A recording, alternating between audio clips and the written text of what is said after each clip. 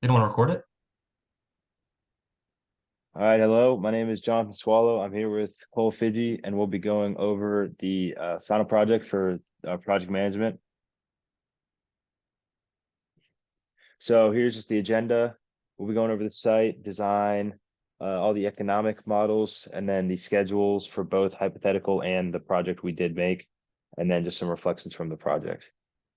So looking at the site, we chose an already existing greenhouse site.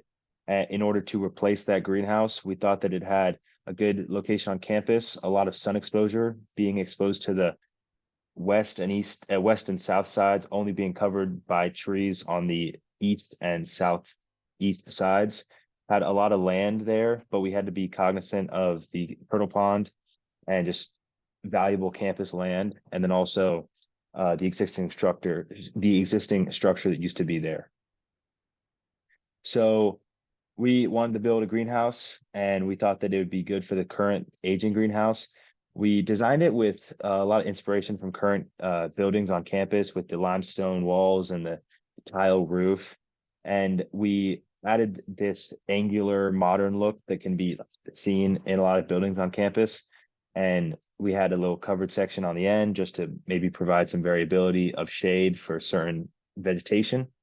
And then lastly, we had a bit too long based off initial reconnaissance of the site virtually, but we shortened it by 15 meters to see what it actually was. And in the bottom, you can see a stick-figure scale to be 2 meters tall.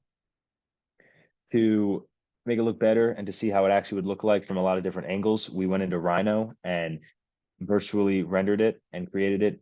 Looked really good, very happy with it. And going forward from here, we put it onto our site pictures. This was a great way to really visualize it and take this virtual medium and put it into an in-person realistic picture.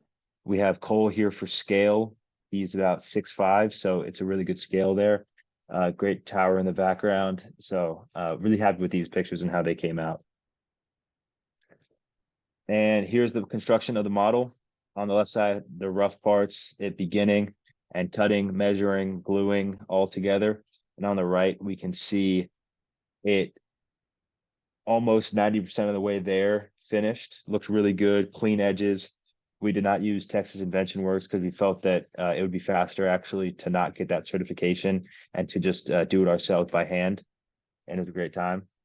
And here's what the finished model looked like. We added the tiling patterns for the limestone and the terracotta tiles. And so we thought it looked really good. We decided not to add any detailing to make the initial shape look like a greenhouse. It would have taken too much time, and we just didn't have the resources of time this week in order to do the fine, like cutting out every single window of the greenhouse, of every wall. So we decided to leave it like this, and it came out very good and very to scale.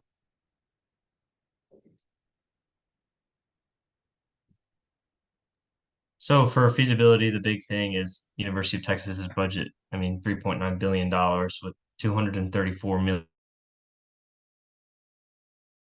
just going to renovations and new facilities.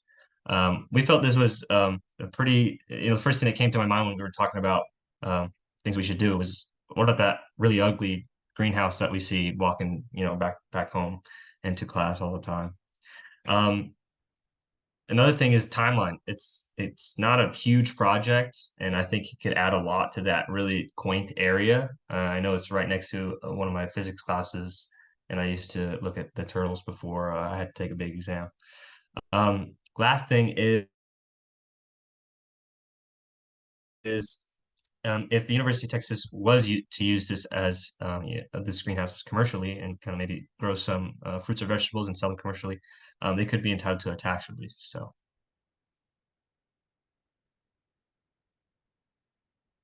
So getting into the estimating, yeah, estimating. So these were the numbers I came up with. Again, there's a ton of information online, but I ended up using a website called RS Means online, and they have a pretty good estimating software. So I was able to kind of figure out what was going into this building, limestone being the most expensive by far. Um, Adding some sprinklers in there. Again, we're white boxing it, so there isn't a lot more going into it. And then just kind of guesstimating on labor and consultants. So this is our cash flow diagram. Main three things are financing, maintenance, and rebate. We decided to put rebate in there, kind of going with that tax relief and making it a little bit more interesting. But for the financing, we decided to finance it at 6% for 5 years.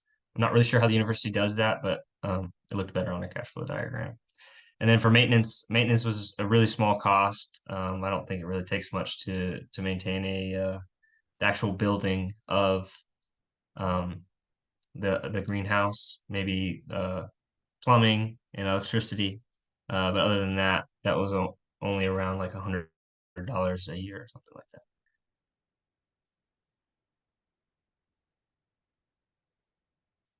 So for our life cycle costing, we came up with numbers, financing rate of 6%, nominal rate of 5%, and real rate of 3%. I was just going off of some homeworks and some other previous projects. And then for our study period was 10 years. And then just calculating annuities, present worth. And so at the end, our total present worth ended up being negative $88,000, almost $89,000. So for our EUAC, we took our present worth and used the interest rate of 6% for that 10 years, and we came up with a negative 12,000 each year.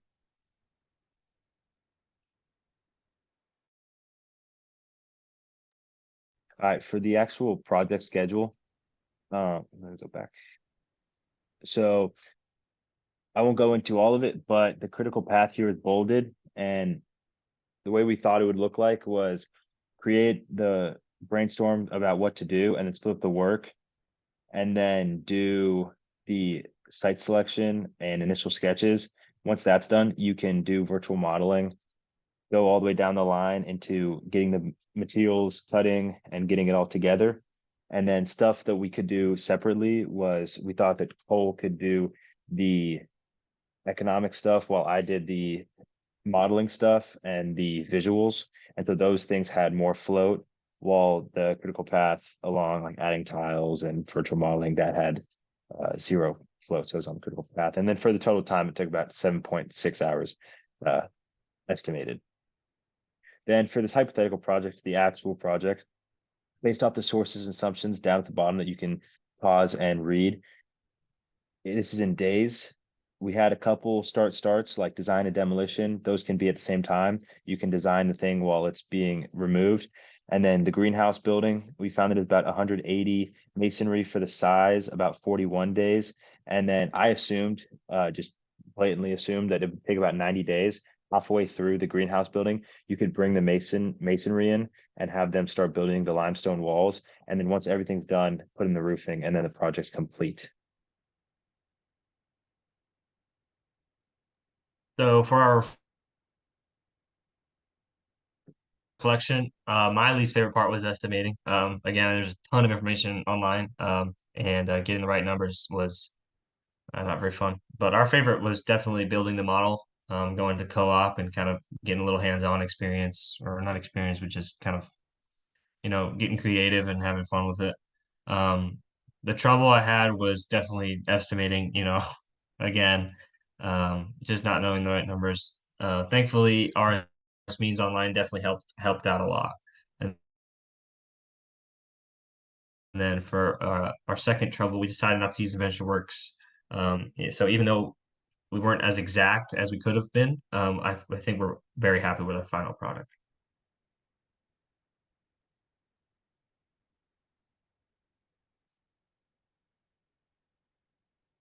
And then here's some Here are some of the sources. sources. Yep, sorry. Thank you guys for watching this video, and thank you for a great semester.